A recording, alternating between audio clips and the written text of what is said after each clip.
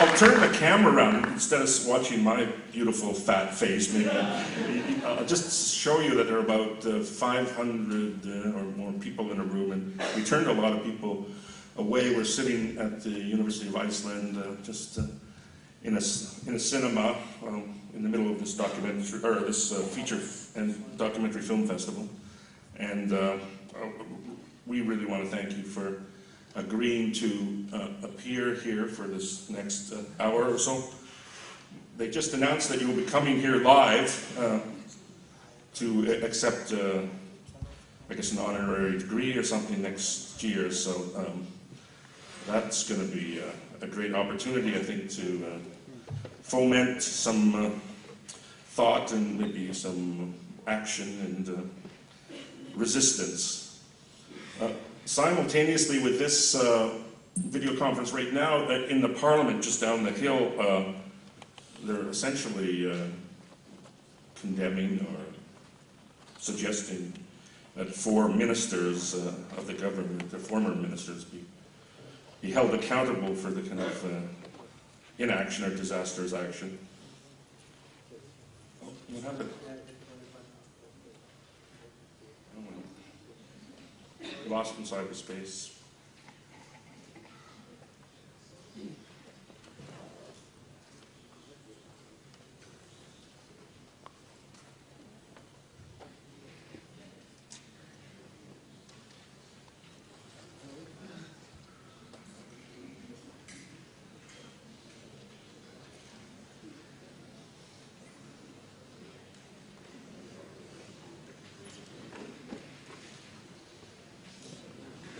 There he is again. We can pretend it's a mime show. Anyway, I have about 3 or 4 questions. I know I sent you an email earlier. I don't know if you got to consider it much. For the next half an hour or so, we can go through a few of those. We've just had finished a panel with some activists and direct action activists and environmentalists and academics talking about things such as the economy and academic freedom and some issues, and we're going to continue that after you have been with us. But I don't know, maybe we'll just start with the general rubric, really, an inspirational writing you've been doing lately. I just finished reading Hopes and Prospects, and there's some very good examples that you are citing there, and maybe we'll talk under the sort of general premise that we want to look for solutions and hope in the economic meltdown that was evident here. So let me just get to that quickly, and I think all the technology is working. And just a few more formal questions. In light of the kind of near collapse of the Western economic system, where can citizens generally, I guess, in your country, mine, in Canada, and here find hope? What alternatives do you think we should be building? What can Iceland and Icelandic people learn from what's happened? They were here in force in the streets of outside Parliament for an early part of last year, and the government did resign here. It seems like that story hasn't been told in any way in the kind of dominant media of North America or Europe as a kind of good example for what can happen. What lessons can we take from that, or what should we be doing to rebuild hope? Well, Iceland was kind of an extreme case of a pathology that spread in the United States and much of the industrial West. Parts of the world were fairly immune from it, East Asia and a couple others, because they just didn't go along with the doctrines. But there was, since the 1970s, basically, there has been a sharp shift in the nature of the economy in the United States and also Western Europe. I'll concentrate on the United States, but it's not much different elsewhere. There's been a shift towards sharply increasing the role of finance in the economy, and correspondingly hollowing out industrial production. Now, it's not that it ceases, it's just that the same corporations produce abroad, Mexico, China, now Vietnam, and so on. These are two parallel processes. The share of corporate profits by financial institutions has zoomed since the 1970s from a few percent to maybe a third or more today. Meanwhile, the manufacturing section, which is the core of any functioning economy, has either stagnated or declined. For American workers, in fact, for the majority of the American population, considerable majority, real incomes have essentially stagnated, pretty much stagnated since the 1970s. Working hours have sharply increased. They're now well beyond Europe, in fact, beyond Japan. Benefits, which were never very great, have declined. Social indicators, general measure of health of the society, tracked economic growth, as you'd expect, up until about 1975. After that, the two curves separate. Economic growth is actually slower, but there's some, and social indicators declined back to the level of maybe 50 years ago. In the midst of this, there are repeated financial crises. So there were essentially no financial crises to speak of up until the mid-70s. The New Deal regulations, which had been instituted under extensive popular pressure in the 1930s, pretty much controlled financial speculation. In fact, the Bretton Woods system, which prevailed up until the mid-70s, provided, first of all, it restricted currencies to a pretty narrow band, so there wasn't much currency for speculation. And it also authorized governments to control capital flow, which they used. That kind of kept things under control, that along with the regulatory apparatus. From the late 70s, especially through the Reagan-Thatcher years, all of this was dismantled even more under Clinton, all under the mythical theory that what are called the efficient markets hypothesis. Basically, markets work perfectly efficiently if you leave them alone. And rational expectations theory assumes that people are not only rational in their decisions, but have essentially infinite information.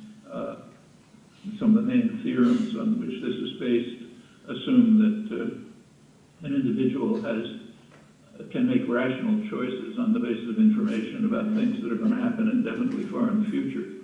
All of this is complete myth, and it repeatedly collapsed. There have been, since the Reagan years, repeated financial crises, not just in the United States, but elsewhere, mounting in intensity. So Reagan, there was a big one in 1987. Reagan left office a year later, leaving a huge crisis, the savings and loan crisis. That was patched up. Clinton had a kind of a growth period, but based on sand. It was based on a technology bubble which burst around the year 2000. Then we go off into this last decade with a huge bubble in housing. Somehow economists and the Federal Reserve didn't seem to notice that housing prices were departing radically from trend lines that are essentially a century old. Well, of course, it collapsed. That's housing alone is an $8 trillion loss in the United States. And for individuals, that meant that most of their savings were gone. People have been able to keep up incomes during this period of stagnation, 30-year period, essentially by debt.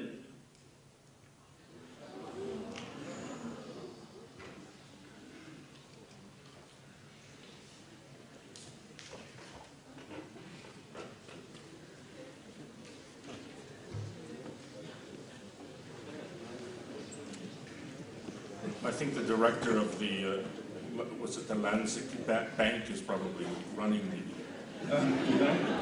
Oh, okay. There you are. I was just calling the local techie. Oh, I think we're back here. Okay. I was just saying probably one of the board of directors of the local, one of the local banks here is in control of this information flow or lack of it. But we'll march on. Yep. Okay, well what I was saying is that during this period, this essentially neoliberal period of financialization, relying on markets, mythical ideas about market efficiency and rational expectation. During this period there have been repeated crises. There's been stagnation of real incomes for most of the population, and people have kept going by increasing debt and by asset inflation, that is, relying on bubbles. The most recent is the housing bubble, $8 trillion of fake wealth, and that's where people put their money for retirement, for college education for their children, and so on. That's all gone. As far as the productive system is concerned, in manufacturing in the United States, unemployment is at the level of the Great Depression, 1930s, and the jobs aren't coming back. I mean, not under current conditions. They're being shipped abroad, and where it's cheaper, and you don't have to worry about environment and working conditions and so on. Well, for the population, that's pretty much a disaster. I mean, it's not third world level poverty, but it's very severe. And the population is reacting with a lot of anger and fear and lashing out and seeking somebody to blame, blame illegal immigrants or whatever. Along with there's also a rise of kind of demagogic, extreme right propaganda, which is pretty frightening in its character. And you can see why it appeals to people. They want an answer to what's happened to them, and they're not getting any. Like the Democrats are not going to say, yeah, we understand your plight. It's because of our initiatives to financialize the economy and our lunatic commitment to economic doctrines that have no basis and that blew up in your face. They're not going to say that. So they're lashing out for looking for someone else. It's a little bit reminiscent of the late Weimar Germany, when people lost faith in institutions, in the parties, in the parliament, and sought some sort of an explanation, and somebody came along and gave it to them, named Hitler. The problem is the Jews and the Bolsheviks, and we can overcome that and recover our national glory and so on. And well, we know what happened then. I don't want to draw too close an analogy, but there are some similarities.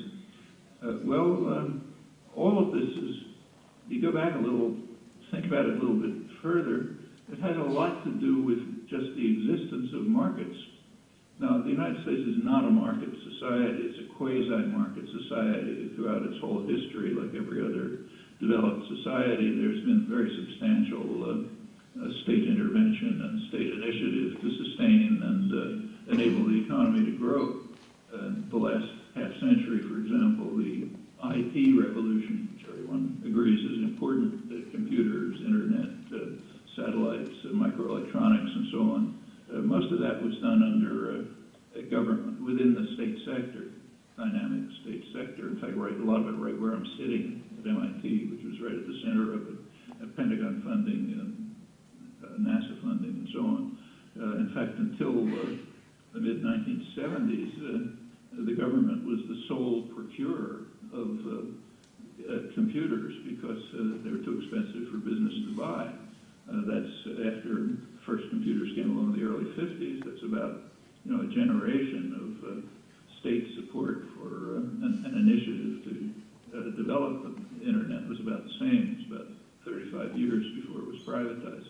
Well, that's always happened, but there is an element of markets in the society, in the socioeconomic system, and particularly in the financial sector. The financial sector approximates a market system more than others, particularly after the deregulation, the elimination of the control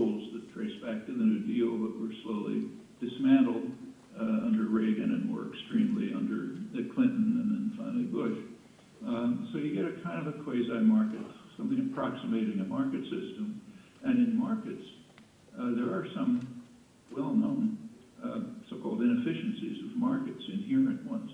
One of them is that the participants in a transaction disregard what are called externalities, that is, the effects on others. So you sell me a car, let's say, we may make a good deal for ourselves, but we don't count in the cost to others. And it's real. Pollution, congestion, accidents, all sorts of things. And spread over a lot of people, those externalities can be quite large.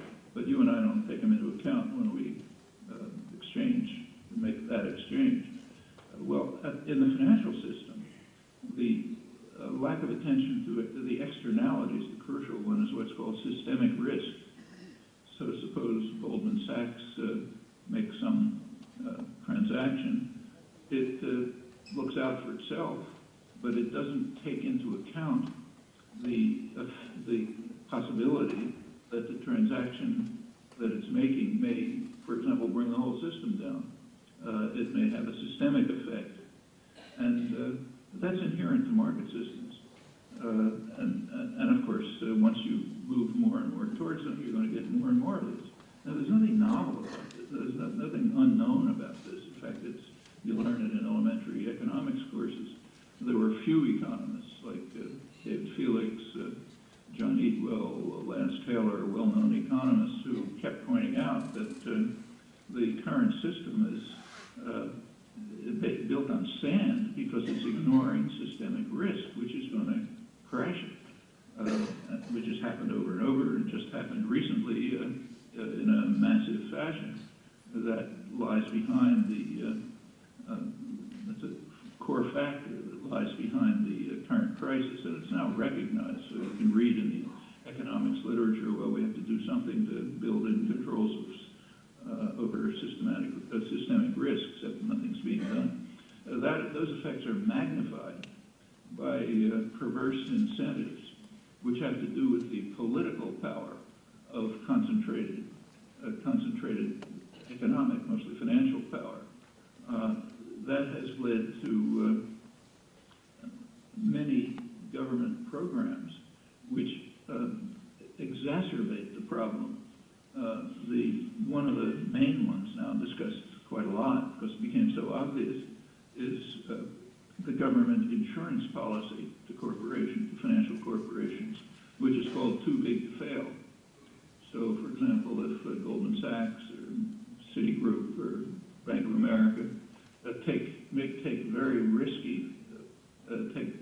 risky loans, investments, and hence make a lot of profit, they can pretty much ignore the fact that it all may crash, the house of cards may crash, because if it does, the government will step in because they're too big to fail and will rescue them. This is what happened, in fact, with Goldman Sachs, with AIG, Citigroup, and others, and it's not for the first time.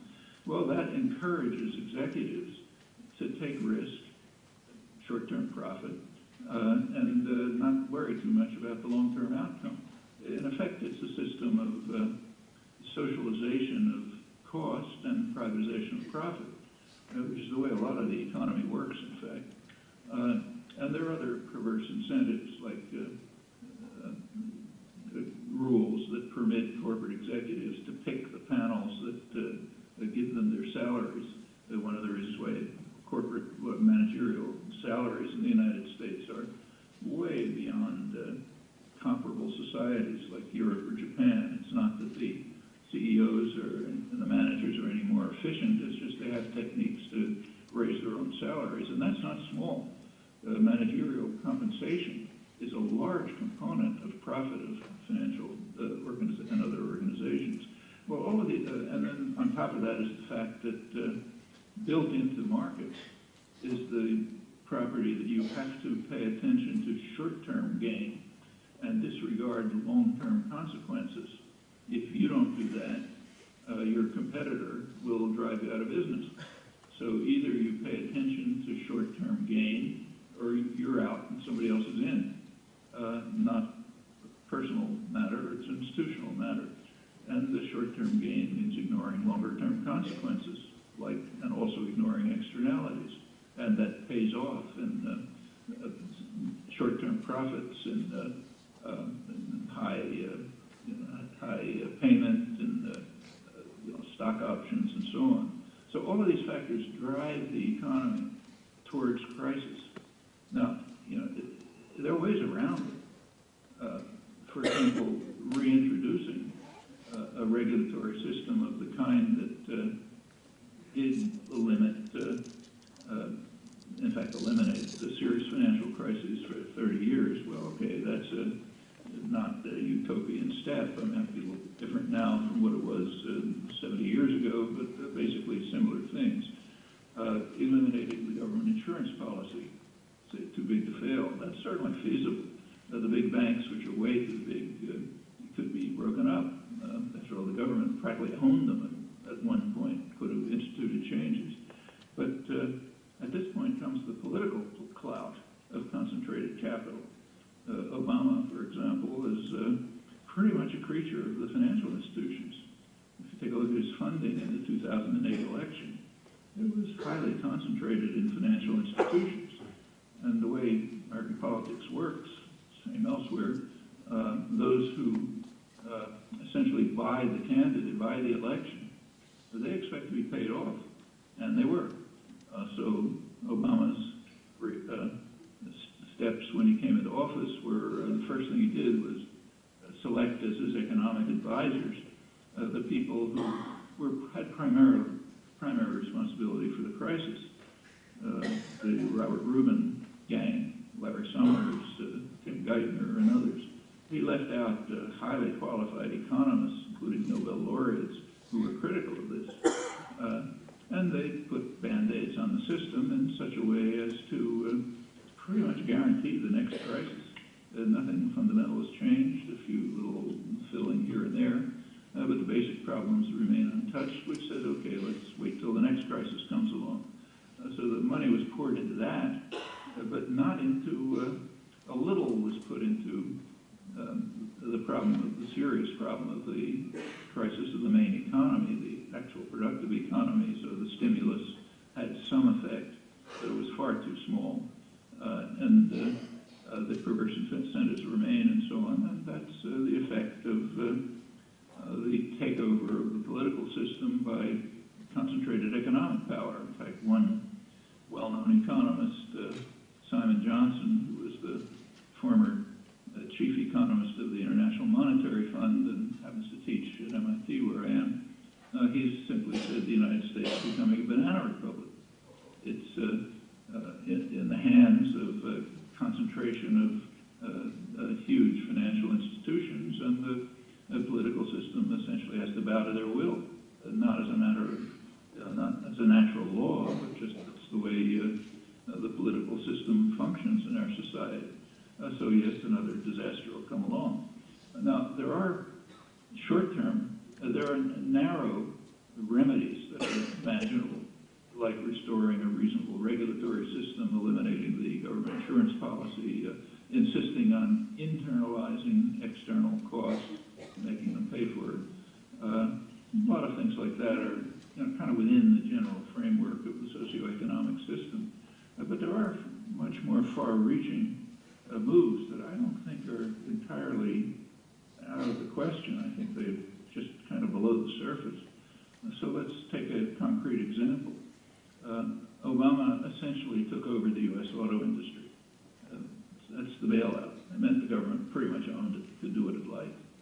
Well, one of the things they were doing, the Obama administration, is continuing the process of closing down plants, say General Motors plants. Well, when you close down a plant, of course that puts the workers out of a job, but it also destroys the community. These communities were mostly built up by the wages of the auto workers, who were able to get fairly decent wages because they did have unions. The unions have since pretty much been destroyed, but during the period when unions were functioning, the workers could get fairly decent wages and working conditions. So, for example, in the 1950s and the 1960s, which were the period of the greatest economic growth in the U.S. economy in history and sustained growth, The growth was also egalitarian. So the lowest quintile did about as well as the highest quintile in increases. And that's largely the effect of the solidarity and power created by the labor organizing. Well, that's very sharply deteriorated. Union's been under very harsh attack, pretty much dissolved in the private sector.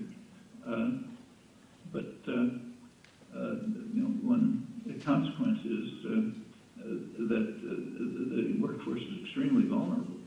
But let's just go back to closing down the GM plants and destroying the community as well as the workforce. At the very same time that the Obama administration is doing that, Obama was sending his transportation secretary to Europe, to Spain, to use federal stimulus money to make contracts with, say, Spanish companies to build high-speed rail facilities in the United States, which the country desperately needs. Anyone who's taken a train in the United States thinks they've gone to the third world. No, there's nothing remotely comparable to Europe or Japan or other industrial countries. Desperately needs high-speed rail. Well, that high-speed rail could be built in those General Motors plants, which are being dismantled. Now, they have skilled workers, they have machinery. It would take some conversion, but there's been much more than that. Like conversion to military production during the Second World War was far more radical. It would mean that the government would have to step in, as it does constantly in the economy, usually for the benefit of the rich and powerful. But that would be an option. And if the government refuses to do it and corporations refuse to do it, the workers could take over the factories and do it themselves. Now, that's come close. In the 1930s, the sit-down strikes, which are what really caused real fear among industrialists and drove the government to institute New Deal measures, the sit-down strikes were just a step before takeover of the factory. And today, it would be with enough popular support and organization and just raising of consciousness, it would be imaginable that workers in, say, closed down GM plant would say, okay, we don't agree to have it closed down, we're going to take it over, we're going to produce the high-speed rail. That would take support, not a huge amount, but it would be possible. And the same is true elsewhere. I mean, take, say, green technology. I mean, it's widely recognized that the big growth, industrial growth sector of the future is going to have to be green technology.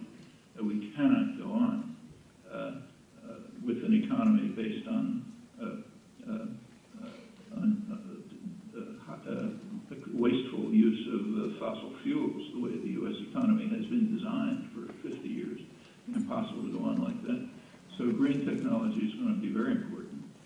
And of course, that again takes some form of social initiative, maybe through government or some other way. It's not happening.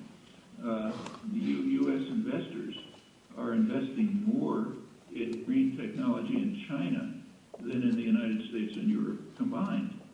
And parts of Europe, are, like Germany and Sweden and Denmark and Spain, are well ahead of the United States in this. The United States is a backwater in these respects. Well, that's fine for the banks, it's fine for the investors and make plenty of money. It's terrible for the workforce, for the communities, and for the future. And not a law of nature could be changed. It would be a radical change, but not one that's out of sight.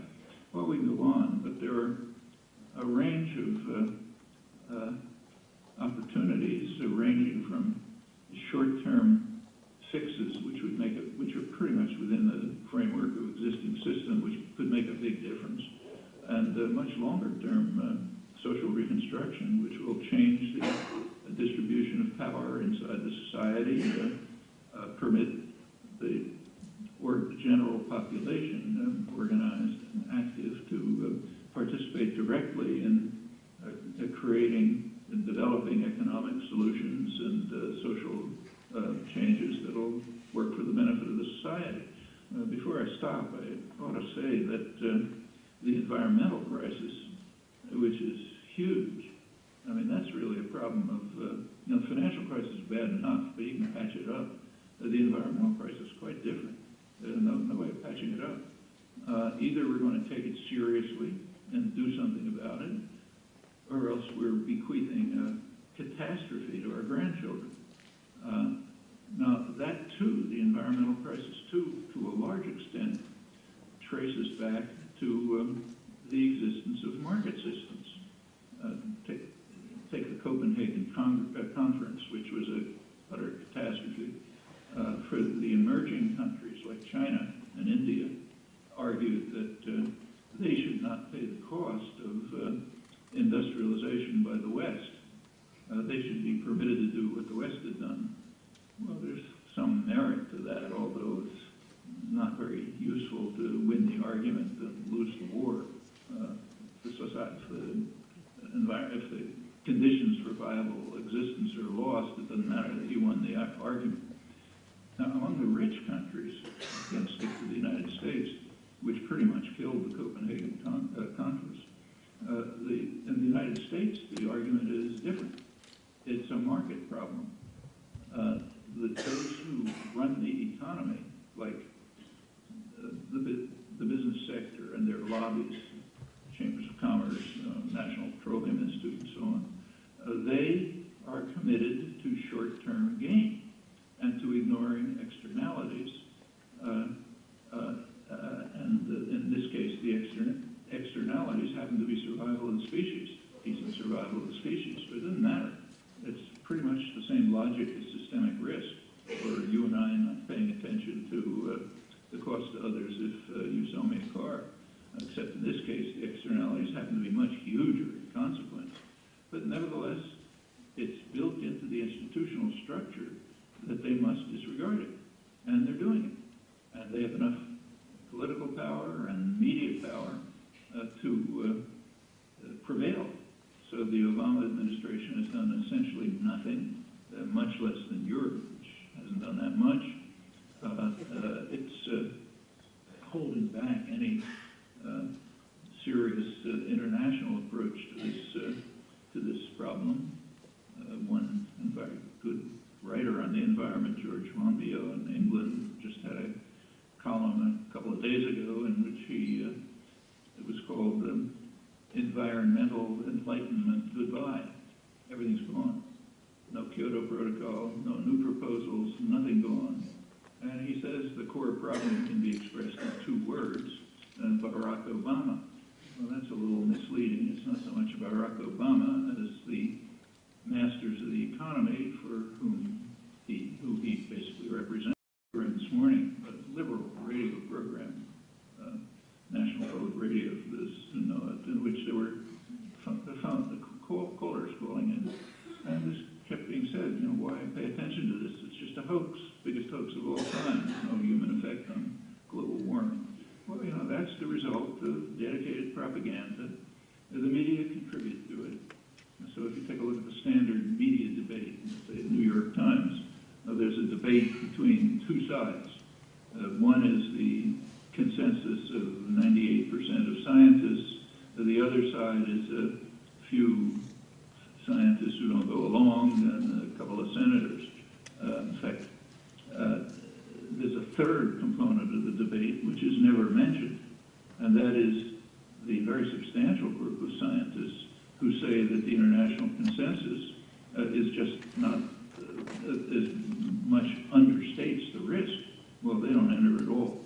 But the population sees this debate, and what are they supposed to think? They say, well, the scientists don't know what they're doing, you know, can't even agree among themselves, so we'll just go ahead with their lives. And just to give you one instance of the consequences of that, I mean, as you're aware, the Republicans are pretty likely to take over the House and maybe the Senate, at least a good part of it. There are, so an analysis of this, I think there are 48 Republican senators running for office. Of those 48, one of them thinks that humans affect global warming. Mike Castle. And he lost in the primary to a Tea Party extremist who, you know, kind of like off the spectrum. So that means 100% of the are science rejectors. Well, the consequences of that for legislation, for popular opinion, are pretty awful, and the general consequences for the world are catastrophic. The U.S. is a powerful country. Nobody else is going to do anything if the United States doesn't. And tracing it back, we're back to one crucial component is that in market systems, those who make decisions, like big business, big finance, they disregard externalities. It's built into the system for powerful reasons, not because they're bad people, but because if they were to take account of them, they'd be out and somebody else would be in. That's the way a market system works. Another component is this political, socio-political, namely the fact that the political influence and clout of concentrated capital is enormous. And it has been as far back as you go. I mean, Adam Smith talked about it. It's a major fact about industrial societies.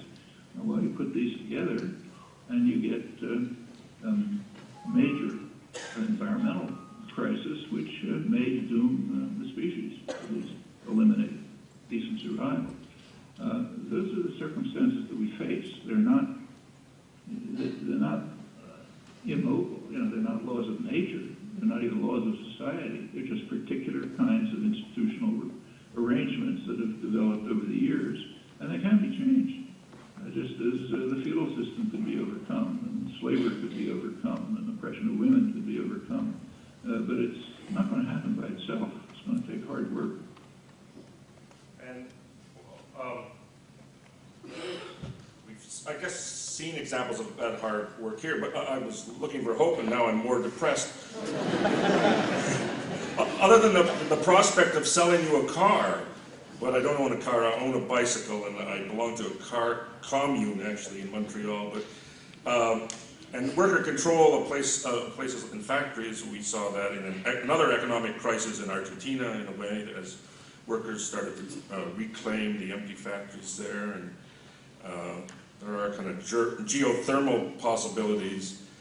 Here, at the same time, the former, I guess, prime minister who was responsible for a lot of the mess and the kind of believer in Milton Friedman, and over the last 9 years at least, now seems to be running the major newspaper here as the chief editor. So the oligarchy, kind of the elite group here in Iceland is called, I think, the octopus, which is probably because there are no more real octopus in the ocean. It's all been overfished. But so I don't know. Maybe in the last little bit, maybe we can find a sign of hope. I know you cite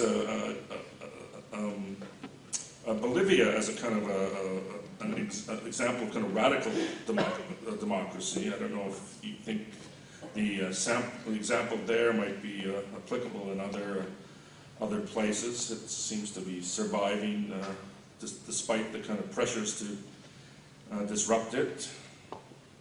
Well, there are there are a lot of good things happening in the world, not just in Bolivia. South America in general is, for the first time in half a millennium, is moving towards a kind of independence, towards integration, towards facing some of its horrible internal problems, and falling out of control. The U.S. is quite worried about it and is trying to react. That's a positive sign, not without setbacks, but quite positive. But the same is true in the industrial, say the United States again. This summer, there was a conference in Detroit of tens of thousands of people in the regional social forum. The World Social Forum meets in the South, typically. Many people coming from all over the world. But it has spawned regional social forums, in fact, down to local ones in towns, which have roughly the same agenda, but applying them to more local conditions. Well, in Detroit, there was a national social forum. I think there were 20,000 people there. Went on for days, had a lot of constructive proposals, a lot of energy, a lot of involvement. That's a positive development. And the media are afraid of it. So there wasn't a word about it in the national media. The Detroit media couldn't overlook it because there were so many people there. So they had a couple of acid editorials. But the national media don't want anybody to know about it, just like they don't report the World Social Forum. Interestingly, at the very same time, the Tea Party, which is small, relatively affluent, not typical of the population, very well funded by corporations. At the same time, they had a meeting of 600 people, I think, and that got huge publicity. Well, okay, that's the role of the media. They're not there to serve the population. They have a commitment to their own owners, advertisers, and so on, and just they're part of the educated intellectual community. They have its values. But what took place that wasn't reported is a positive development. Now, there's quite a lot of it. It's scattered, it's unorganized, but if you count people, it's a lot. And it's quite different from the past. If you go back, say, 30 years, 40 years, there was no environmental movement. Now it's substantial, not enough to make a policy difference, but those things take time. The question is, do we have time? In fact, I think there are kind of two trajectories. One is a trajectory that is leading towards disaster, and that's built, has deep roots in existing institutions that I tried to indicate. The other is a trajectory that's trying to combat it and is increasing. It doesn't have the resources, it doesn't have the organization, of course, has its own alternative media, not the major media, but it has people.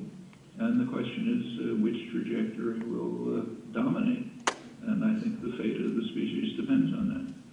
So it's not a matter of optimism or pessimism, no point speculating about it, but rather it's a question of commitment to make sure that the right trajectory prevails.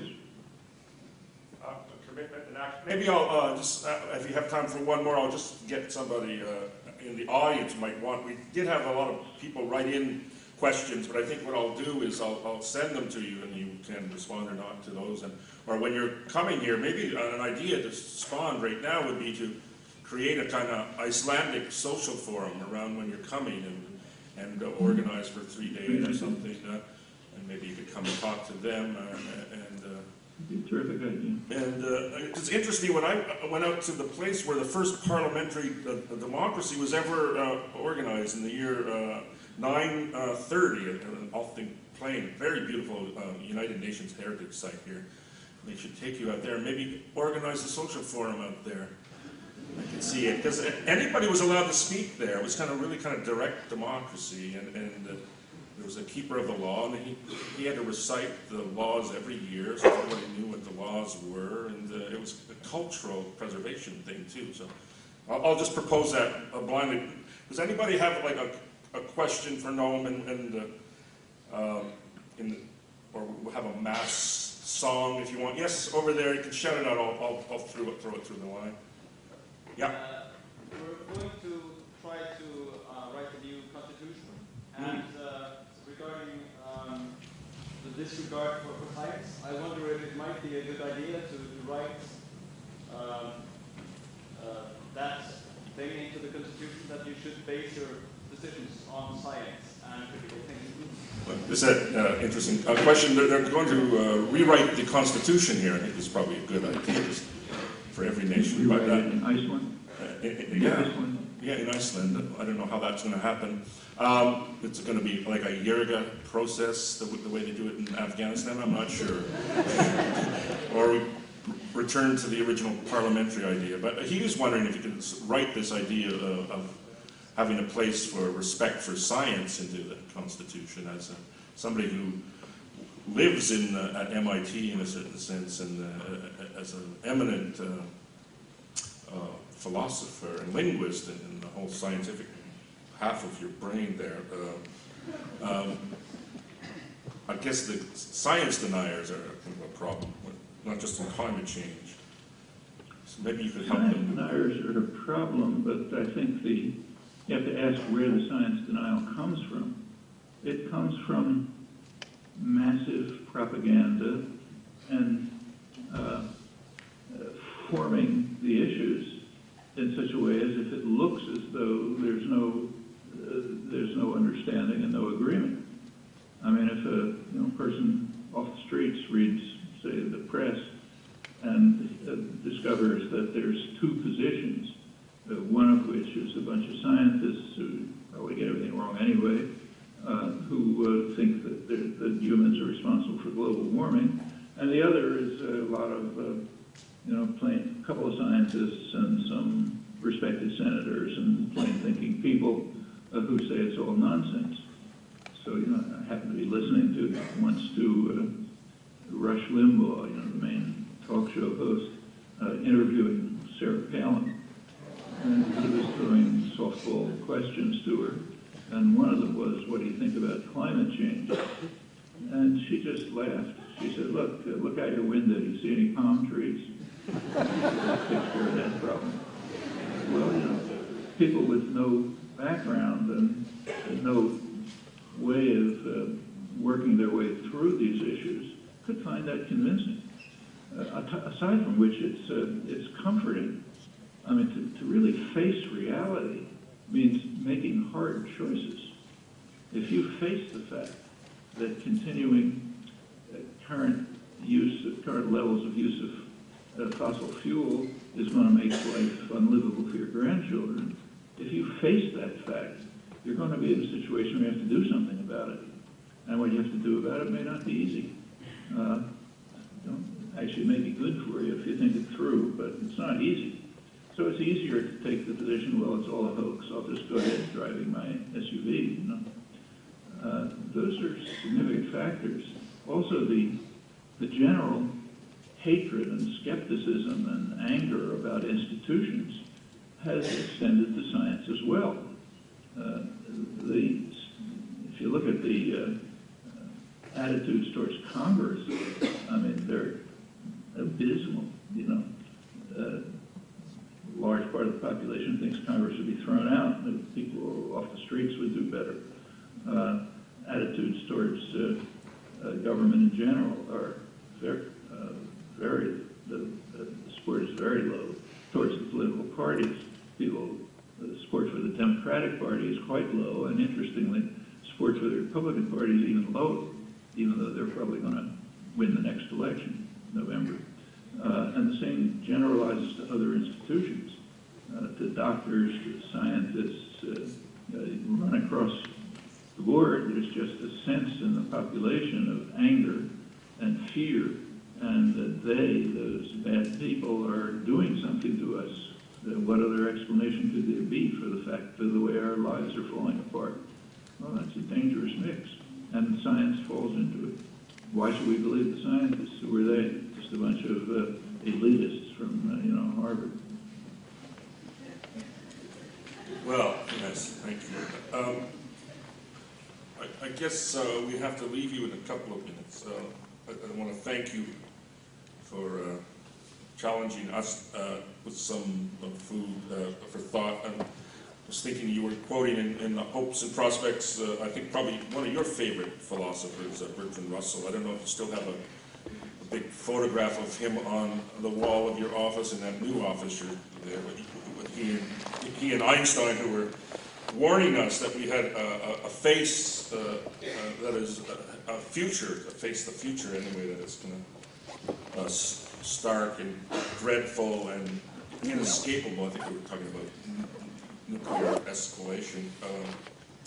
But that choice between kind of ending the human race, or shall we put an end to and renounce war, and I guess not by extension not just war, but those things which take us down a kind of darker path, rather than one which is about democratic enlightenment in the truer sense of the word. You have some final thoughts? You're going to save them all for when you're here next year? Well, I'm glad you brought that up. I mean, if there had been enough time, I would have brought up the fact that, the many crises that are around and the many problems, there are two that are overwhelming because they do affect decent survival of the species. One is likely environmental catastrophe, which we've talked about. The other is what Russell and Einstein talked about in their manifesto of 1955, and that was nuclear war. That problem is still with us, and it's growing. It's getting worse. And there's a lot to say about it, but some you'll leave us suspended. It's not a suspension of disbelief, but a suspension of belief itself. We'd like to thank you. Let's have a round of applause. We'll see if we can get through that.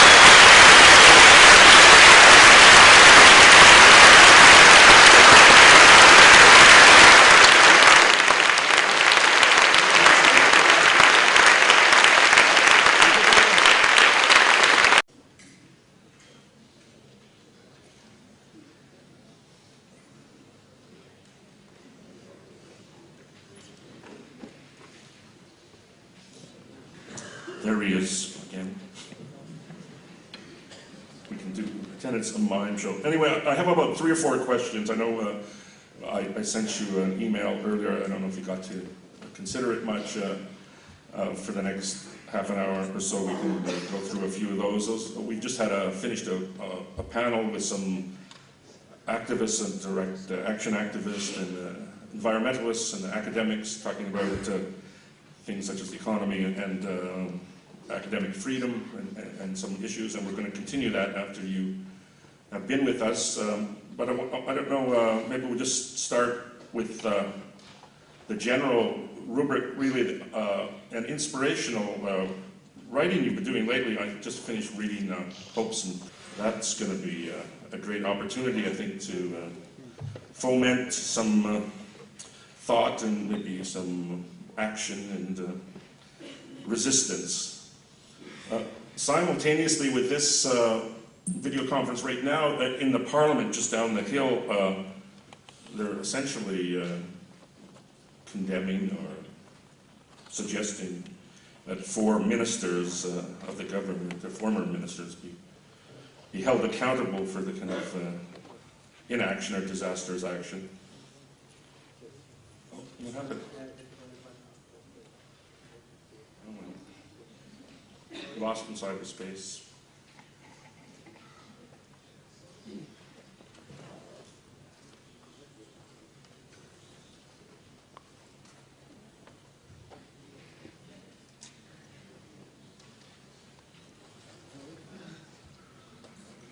Early part of last year, and the government did resign here. It seems like that story hasn't been told in any way in the kind of dominant media of North America or Europe. As a kind of good example for what can happen. What lessons can we take from that, or what should we be doing to rebuild hope? Well, Iceland was kind of an extreme case of a pathology that spread in the United States and much of the industrial West. Parts of the world were fairly immune from it, East Asia and a couple others, because they just didn't go along with the doctrines. But there was, since the 1970s, basically, there has been a sharp shift in the nature of the economy in the United States and also Western Europe. I'll concentrate on the United States.